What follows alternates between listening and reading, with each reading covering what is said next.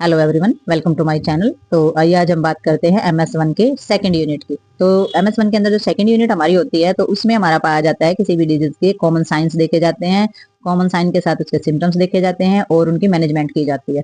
तो उनकी जो मैनेजमेंट होती है तो हम बीमारी में मैनेज कैसे करेंगे, हम उनके साइन को पहचानेंगे कैसे कि ये बीमारी क्यों है। उनके सिम्टम देख करके हम ये पहचानते हैं कि भी हमारी बीमारी क्यों, कैसे और किस वजह से है और कौन सी बीमारी हो सकती है, कौन सी जो कंडीशन है वो सीवियर है, कौन सी हमारी जो कंडीशन है वो कम है। तो आइए हम देखते हैं इसमें कि हम आगे कौन कौन से इन्फेक्शन और डिजीज के बारे में बात करेंगे। तो आइए हम इसमें देखते हैं कि भाई जो हमारी जो यूनिट है, सेकंड यूनिट है, इसमें कौन कौन से इन्फेक्शन हमारे पाए जाते हैं। तो वो सारे के सारे इन्फेक्शन ये हमारे लिखे हुए हैं। जो सेकंड यूनिट हम करेंगे उसमें सारे के सारे ये जो हमारे डिजीज हैं और इनके बारे में बात करेंगे। तो पहले ये इन्फ्लेमेशन के बारे में हम जानेंगे इसमें, ठीक है। Vomiting, diarrhoea, constipation. वैसे तो ये देखने में माइनर है, लेकिन जब हम इनको डिटेल में पढ़ते हैं तो हमें पता लगेगा कि क्या साइन और सिम्टम इनके हैं और इनकी मैनेजमेंट क्या क्या कर सकते हैं। डाइजोफिनिया आ जाएगा इसमें, फीवर आ जाएगा जिसे पायरेक्सिया हम बोलते हैं, और हाइपोथेरिज्म, हाइपोथर्मिया इसमें आ जाएगा, शोक आ जाएगा इसमें, कोमा जो कि हम अनकॉन्शियसनेस जिसको बोलते हैं, ठीक है, इनकॉन्शियसनेस हम जिसको बोलते हैं एडिमा, और हमारा गैनस। तो जब हम इनको पढ़ेंगे तो इनकी डिटेल्स में ही उनकी सारी की सारी चीजें बताऊंगी जो आपको लगता है कि ये हमें पता नहीं चला कि ये क्या होती हैं, ठीक है। तो इन्हीं जो डिजीज और डिसऑर्डर और जो ये हमारी अबनॉर्मेलिटी है इन्हीं के बारे में हम सारा का सारा पढ़ेंगे इससे जो हमारी सेकंड यूनिट है इसके अंदर, ठीक है। तो आइए देखते हैं हम एक एक करके, पहले हम क्लियर करते हैं हमारी इन्फ्लेमेशन को, ठीक है। तो इसमें हम देखते हैं इन्फ्लेमेशन का अपना कि इन्फ्लेमेशन होती है क्या है, इसकी डेफिनेशन दी गई है इन्फ्लेमेशन की। तो inflammation is respond of tissues to injury, often injuries caused by the invading pathogen. तो इन्होंने बताया है कि इन्फ्लेमेशन हमारा होता क्या है।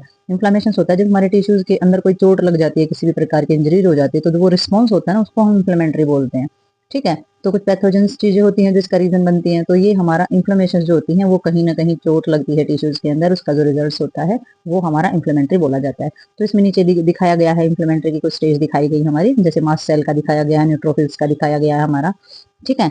तो इसमें जैसे कि हमारा ये न्यूट्रोफिल्स है, ये इन्फ्लेमेटरी हमारे केमिकल्स है। तो इसमें देख सकते हैं आप ये छोटे छोटे छोटे छोटे जो बिंदु से ये हमारे इन्फ्लेमेटरी केमिकल्स यहाँ पर है। और जो बैक्टीरियल चीजें आप देख सकते हैं, बैक्टीरिया की वजह से जो इन्फ्लेमेटरी हो सकती है, तो नीचे जो साइन दिए गए हैं वो साइन जहाँ जहाँ पर है वहां वहां पर वही वही चीजें पाई गई हैं, ठीक है। तो ये हमारा दिखाया गया है इन्फ्लेमेटरी सेशन, जो कि हमारा क्रोमोटैक्सिस ऑफ फेगोसाइटिस भी यहाँ पर दिखाए गए हैं, तो आप देख सकते हैं, ठीक है।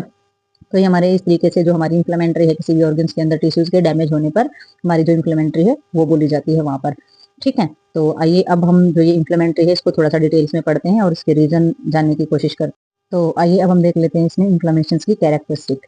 तो कैरेक्टरिस्टिक में इन्होंने क्या बताया कि कौन कौन सी विशेषताएं मिलेंगी हमारी तो हमें पता चले कि भी इन्फ्लेमेटरी है। तो सबसे पहले हमारी जो कैरेक्टरिस्टिक है वो है इसकी स्वेलिंग, ठीक है। स्वेलिंग हो जाएगी, रेडनेस हो जाएगी यानी कि बहुत ज्यादा लाल हो जाएगा, वहां से दर्द रहना स्टार्ट हो जाएगा, ठीक है। और टेम्परेचर जो है वो इंक्रीज हो जाएगा यानी कि तापमान बढ़ता चला जाएगा। नेक्स्ट इन्होंने बताया है इंक्रीज ब्लड फ्लो। तो जो ब्लड फ्लो होता है सराउंडिंग टिश्यू, तो हमारे जो टिश्यूज होते हैं उनके चारों तरफ जो ब्लड फ्लो होता है वो भी बढ़ना स्टार्ट हो जाता है, ठीक है। तो ये हमारी विशेषताएं हैं इन्फ्लेमेशन की, जहां पर इन्फ्लेमेटरी या सूजन हमारी होगी, ठीक है। नेक्स्ट इसमें दिए कॉज, कारण क्या क्या हो सकते हैं हमारे इन्फ्लेमेशन होने के। तो इन्फ्लेमेशन किस किस वजह से हो सकती है, हीट एंड कोल्ड की वजह से, किसी ठंडी और गर्म चीजों की वजह से, केमिकल इरिटेशन की वजह से।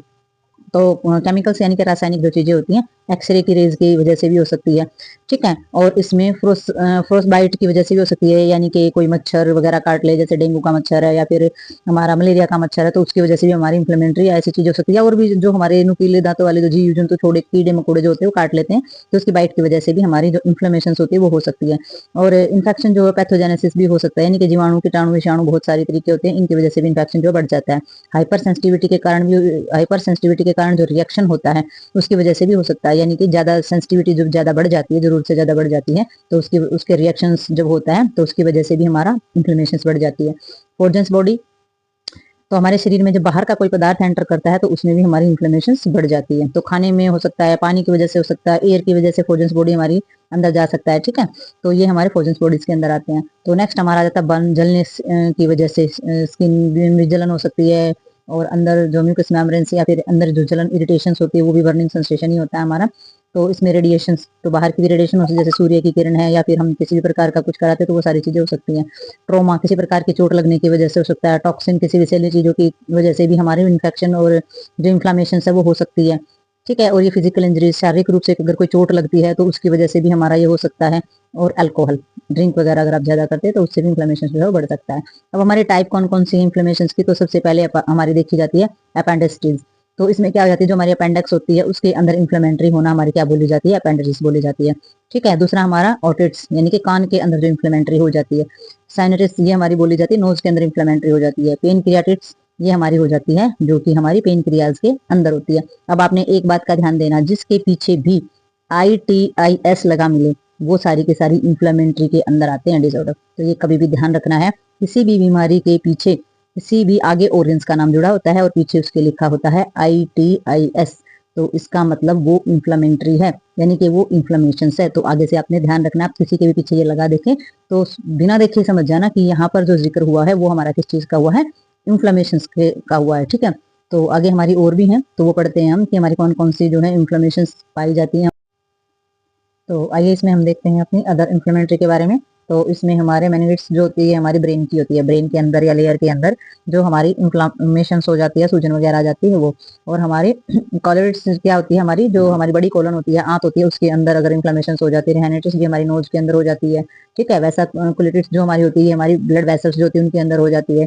साइटिस ये हमारी होती है यूरिनरी ब्लैडर के अंदर, यूटीआई इन्फेक्शन हम जिसको बोलते हैं, यूरिन इन्फेक्शन। ठीक है, और हमारी फेलेविट्स ये हमारी होती है वेन के अंदर। ठीक है, आर्टरी के अंदर भी और वेन के अंदर भी। ठीक है, और टॉन्सिलिटिस ये हमारे टॉन्सिल्स के अंदर हो जाती है जो गले के अंदर होती है। और आगे आ जाती है हमारी डर्मेटाइटिस, ये हमारी हो जाती है स्किन के अंदर। ठीक है, तो ये हमारी इन्फ्लेमेटरीज की कुछ टाइप रहती हैं जो हमारी इन्फ्लेमेटरी जिसमें होती है।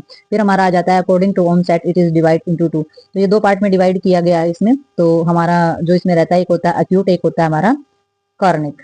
ठीक है, अक्यूट की जो होता है जो कम ही दिनों का हमारा इन्फेक्शन होता है, जो पैथोजेनेसिस या फिर फिजिकल इंजरी या चोट की वजह से हमारा हो सकता है। तो अक्यूट होता है हफ्ते 15 दिन या 2-4 दिन के अंदर जो हमें चोट वगैरह लगती है उसकी वजह से हुई जो इन्फ्लेमेशन होती है वो बोली जाती है। कॉर्निक में आ जाती है ये स्लो ऑनसेट होती है और हमारे ऑटो इम्यूनिटी रिएक्शन की वजह से होती है, यानी कि लंबे समय से जो हमारी इन्फेक्शन और इन्फ्लेमेटरी या लंबे समय तक इम्यूनिटी के कारण कोई प्रॉब्लम चली आ रही है तो वो हमारी कॉर्निक हो जाती है। तो वो हमारा जो इन्फेक्शन होता है या जो इन्फ्लेमेटरी होती है वो हमारी कॉर्निक बोली जाती है। ठीक है, तो नेक्स्ट इसमें हमारे दिए गए हैं क्लिनिकल मैनिफेस्टेशंस। तो क्लिनिकल्स में हम देखेंगे इसमें रेडनेस, सबसे पहले तो रेडनेस तो होगी ही, हीट हो जाती है, जो फंक्शन होता है तो उसका बिल्कुल ही लॉस हो जाता है या बिल्कुल ही स्लो हो जाता है फंक्शन, सूजन वगैरह हो जाती है और दर्द तो रहता ही है इसमें। ठीक है, और अदर सिम्टम अगर इसमें हम देखेंगे तो एनरोक्सिया होता है हमारा, वेट लॉस यानी कि वजन कम होना स्टार्ट हो जाता है, रेस्टलेसनेस हो जाती है, आरामदायक स्थिति हमारी नहीं रहती है, वजन घटेगा, कमजोरी आएगी और हमारा जो है बुखार जो है रहना स्टार्ट हो जाएगा। तो इसमें हमारे जो सिम्टम्स हैं यानी कि क्लिनिकल मैनिफेस्टेशन हैं या फिर हमारी जो टाइप है वो हमें पता चली है। अब हम देखते हैं इसमें आगे इसमें आगे दिए गए हैं हमारे, इसमें पैथोफिजियोलॉजी दी गई है इसकी। तो पैथोफिजियोलॉजी के अंदर इन्होंने क्या दिया है, तो इन्होंने दिया है ड्यू टू एनी कॉज। ठीक है, तो एनी कॉज में इन्होंने क्या दिया है, क्या क्या कारण हो सकते हैं, मास्ट सेल एक्टिविटी हो सकती है। ठीक है, तो एनी कॉज में पहले सबसे पहले इन्होंने मास्ट सेल की एक्टिविटी दे दी है। मास्ट सेल की एक्टिविटी से हमारा फिर क्या होगा, तो ये रीजन हो सकते हैं रिलीज द न्यूट्रो जो हमारे की न्यूट्रो ट्रांसमीटर जो होते हैं सच ऑफ द हिस्टामिन्स। तो इन्होंने जो न्यूट्रो ट्रांसमीटर यानी कि जो हमारे न्यूट्रोफिल्स जो होते हैं उनके ट्रांसमीटर की वजह से, उनके ट्रांसफर की वजह से हमारी क्या क्या प्रॉब्लम क्रिएट होंगी, हिस्टामिन्स एलर्जिक कारण होंगे। ठीक है, और हमारा सेरोटेनियंस, सेरोटेनियंस हमारा हार्मोन्स होता है उसका सेक्रेशन होगा। ठीक है, लिकोट्रिन्स हमारे जो डब्ल्यूबीसी की वजह से हो जाता है, और प्रोजेस्ट्रोगैलेंडिन। तो ये हमारे हार्मोन्स की जो चीजें होती हैं हमारे सेल मास्ट सेल की एक्टिविटी की वजह से ये चेंजेस हमारी बॉडी के अंदर आना स्टार्ट हो जाते हैं। ठीक है, और नेक्स्ट फिर इसकी वजह से क्या होता है, इसकी वजह से हमारे एक इस तरफ की तरफ हमारे रीजन आ रहे हैं, एक इस तरफ आ रहे हैं हमारे। तो इसमें होगा, इसमें क्या होगा, हमारा इंक्रीज होगा क्या, कैपिलरी और हमारी परमेबिलिटी। ठीक है, जब ये चीजें बढ़ेंगी तो ये चीजें बढ़ने की वजह से क्या होगी, सूजन आना स्टार्ट हो जाएगी या फीवर आना स्टार्ट हो जाएगा और हमारा दर्द रहेगा। और क्या होगा, हमारा ब्लड फ्लो जो है वो इंक्रीज होगा। ब्लड फ्लो इंक्रीज होते ही हमारी क्या बढ़ जाएगी, रेडनेस बढ़ जाएगी, यानी कि वो जो जगह है जहां पर हमारी इन्फ्लेमेटरी है वहां पर दर्द भी होगा, सूजन भी हो जाएगी और हमारी रेडनेस जो है वो भी बढ़ना स्टार्ट हो जाएगी। तो ये जो हमारी टेबल है इसमें ये बताया गया है कि कहाँ से हमारा जो कोई भी कारण है वो जो स्टार्ट होता है और फिर जो उसका जो प्रोसेस होता है चलने का वो इसी तरीके से चलता है और इस तरीके से जो हमारी इन्फ्लेमेटरी जो है उसके सिम्टम जो है हमें बाहर दिखाई देना स्टार्ट हो जाते हैं। तो भाई इसमें हम देखते हैं मैनेजमेंट। तो इसमें जो मैनेजमेंट है, मैनेजमेंट के अंदर मोस्टली क्या होती है, हमारी मेडिकेशंस, ड्रग्स, दवाइयों वगैरह के नाम जो होते हैं वो बताए जाते हैं कि किस प्रॉब्लम में कौन सी दवाइयाँ होती है। तो 2-4 दवाइयों के नाम भी आप याद कर सकते हैं। ड्रग्स के नाम एक तो जरूर याद होना चाहिए आपको। तो इसमें हमारी NSAID जो हमारी होती है जो रिड्यूस पेन, ठीक है, जो हमारा पेन को कम करने के लिए जो दी जाती है। ठीक है, तो इसमें रिड्यूस पेन होती है, फीवर है, इन्फ्लेमेशन है, इन सब के लिए जो हमारी दवाइयाँ जो होती हैं, जैसे कि इसमें दिया हुआ है नेमोसिलाइड्स दी गई है या पैरासीटामोल हमारी दी गई है। ठीक है, इबुप्रोफेन दी गई है। तो ये जो हमारी दवाइयाँ होती हैं ये हमारे दर्द को, बुखार को और इन्फ्लेमेशन को कम करने के काम आती हैं। ठीक है, दूसरा इसमें दिया गया है जो हमारी एंटी इंफ्लेमेटरी होती हैं, एंटी इंफ्लेमेटरी एजेंट को कम करने के लिए जो हमारी दवाइयों के जो नाम है वो दिया गया हमारा जो कोर्टिकोस्टेरॉइड्स दी गई है हमारी, जैसे डेक्सिमा मेथोसोन्स दी गई है हमारी और पेरिडोनिसोलॉन्स दी गई है। ठीक है, तो ये जो दवाइयाँ होती है हमारी इन्फ्लेमेशन को कम करने के लिए दी जाती है। ठीक है, नेक्स्ट हमारी इसमें दी गई है एंटीहिस्टामिन्स में जो ड्रग्स दिए गए हैं वो हमारे क्या करते हैं, रिड्यूस करते हैं हमारे सेक्रेशंस को। तो हिस्टामिन्स हमारी क्या जाती है, एलर्जी से संबंधित जो दवाइयाँ दी जाती हैं या एलर्जी को कम करने के लिए दिए जाते हैं। ठीक है, तो मीडिएटर्स जो इसमें होते हैं, इसमें लेवोसिटाजिन्स दी जाती है या फिर हमारी हाइड्रोक्लोराइड्स जो है, इस तरीके के हमारे ड्रग्स जो इसमें दिए जाते हैं। ठीक है, तो एंटीहिस्टामिन्स होगी हमारी दर्द को, पेन को जो रिड्यूस करने वाली है वो होगी हैं। इन्फ्लेमेशन जो होती है आगे ज्यादा बढ़ती है उसको रोकने के लिए हमारी होगी हैं।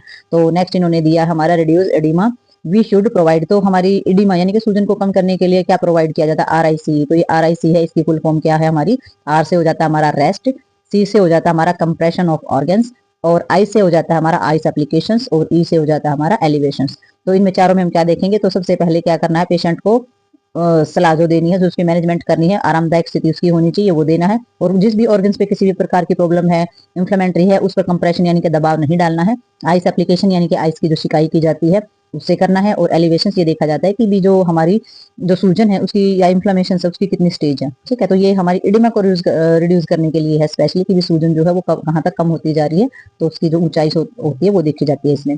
ठीक है, नेक्स्ट इसमें बताया है पेशेंट को क्या करना है, आपने इंक्रीज करना है पेशेंट का for taking plenty of fluid. तो जो फ्लूइड की जो मात्रा है पेशेंट की वो देते रहना है और वो बढ़ाते रहना है उसके अंदर।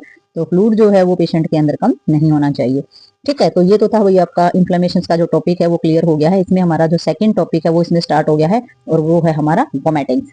तो वोमिटिंग्स जो हमारा टॉपिक है, इसमें वोमिटिंग्स की हमारी डेफिनेशन दी हुई है। तो it is the forceful explanation of the stomach जो कंटेंट्स हमारे होते हैं through the mouth of the sometimes this the nose. तो इन्होंने बोला है कि भी जो वोमिटिंग है वो होता क्या है, वोमिटिंग होता है कि जो फोर्सफुली यानी कि जबरदस्ती, हम अपने आप से राजी खुशी तो हम वोमिटिंग कर नहीं सकते, तो फोर्सफुली हमारे स्टमक का जितना भी कंटेंट होता है वो थ्रो होता है माउथ के जरिए और समटाइम्स हमारा नोज के जरिए भी बाहर आ सकता है, तो उसको हम वोमिटिंग बोलते हैं। यानी कि फोर्सफुली हमारे स्टमक का जो भी अंदर जो मटेरियल जो भी कंटेंट होता है अगर वो माउथ से और नाक से बाहर निकलता है फोर्सफुली, उसको हम वोमिटिंग बोलते हैं। तो ये हमारी डेफिनेशन है वोमिटिंग। तो वोमिटिंग का तो सभी को पता होगा, जो उल्टियां हमें आती है उनको वोमिटिंग बोला जाता है। ठीक है, अब इन्होंने बताया कि रीजन क्या रहता है वोमिटिंग का। एक बताया है इन्होंने गैस्ट्रिटिस, यानी कि हमारा जो स्टमक होता है उसके अंदर किसी भी प्रकार की इन्फ्लेमेटरी इन्फेक्शन या सूजन हो तो हमें वोमिटिंग आ सकती है। नेक्स्ट इन्होंने रीजन बताया पॉइजनिंग। तो पॉइजनिंग यानी कि हो सकता है हमने कोई एसिडिक चीजें खाई हो या पॉइजनिंग या जहरीली चीजें खाई हो और अंदर जाकर के हमारा जो खाना है उसका कंटेंट जो है पॉइजनिंग हो गया हो, तो वो हमारी पॉइजनिंग होती है, जिसको हम मोस्टली फूड पॉइजनिंग भी बोलते हैं। ठीक है, तो आइए इसमें जो वोमिटिंग के जो हमारे कॉज हैं उसमें से आगे कुछ और भी कॉजेज हैं हमारे, वो भी देखते हैं हम।